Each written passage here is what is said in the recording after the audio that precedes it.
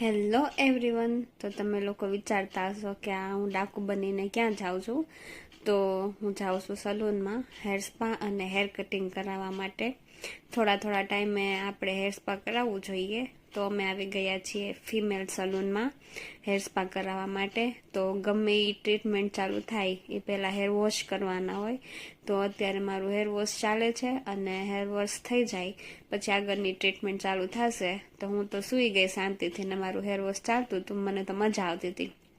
બસ hair wash થઈ ગયું પછી આ જે એની ક્રીમ હોય એ એપ્લાય કરે છે। મારે કેરાટીન સ્પા કરાવવાનું હતું તો કેરાટીન સ્પા માટે જે ક્રીમ હોય એ અત્યારે એપ્લાય કરે છે। મારા હેર થોડા લોંગ છે તો એને પણ થોડીક પ્રોબ્લેમ થતી હતી ક્રીમ લગાવવામાં, કેમ કે બહુ હેર લોંગ છે એટલે થાય એવું।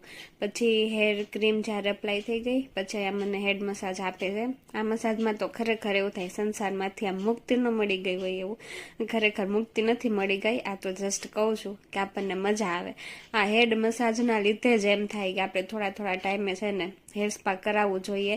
બાકી કામકાજ તો આપણે આખી જિંદગી ચાલતું જ રહેવાનું છે, એટલે એ કામમાંથી સમય કાઢી અને આપણે વધીને 1-2 મહિના પછી આપણે હેર સ્પા કરાવવું જોઈએ। તો ક્રીમ લગાવાઈ ગઈ પછી અહીંયા અમને જોકર જેવા બનાવીને બેસાડી દીધા। તો પછી મને કંટાળો આવતો હતો તો મેં તો લઈ લીધો ફોન અને ફોન યુઝ કરતી હતી અને ક્રીમ સુકાય એની રાહ જોતી હતી, કારણ કે હવે આગળની પ્રોસેસ તો એ ક્રીમ સુકાઈ જાય પછી જ થાય। તો અહીંયા નરગીસબેન મારો વિડીયો બનાવતા હતા અને હું રાહ જોતી હતી। પછી ક્રીમ સુકાઈ ગઈ પછી અહીંયા બ્લો ડ્રાય થતું હતું અને અહીંયા જ્યારે બ્લો ડ્રાય થતું હતું ત્યારે ક્લાયન્ટ એના બહુ વધી ગયા હતા, એટલે પછી એ ક્લિપ બરાબર નથી આવી। પછી એ કામ પતાવી અને હવે આવી વારી હેર કટ કરાવવાની।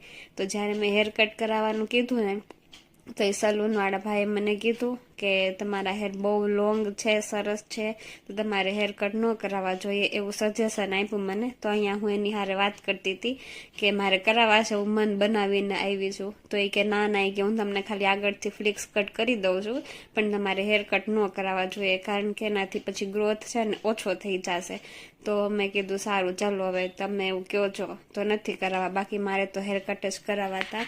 તો એ કે ના એ કે અત્યારે નથી કરવા, એ કે લોંગ હેર છે ને સરસ છે। તો એવું કહી અને મને હેર કટ ન કરી દીધા, પછી આગળથી ખાલી ફ્લિક્સ જ કટ કરી। એનો જો હવે તમને લુક દેખાડું કે આગળથી એને ફ્રન્ટમાંથી મને કેવી રીતે કટ કરી દીધું। તો બસ આગળથી થોડા શોર્ટ કરી દીધા અને હેર સ્પા થઈ ગયું હતું। અહીંયા મારું આ મારો ફાઇનલ લુક હતો। હેર સ્પા કરાવવાથી જો મારા ડેમેજ હેર છે એ બધા રિપેર થઈ ગયા હતા અને જે કર્લ્સ હતું ને હેરમાં એ પણ એકદમ સ્ટ્રેટ થઈ ગયું હતું અને મસ્ત હેર આમ સરસ લાગતા હતા। પછી અહીંયા જે મારી યારે પાર્સલ આવ્યું હતું નરગીસબેન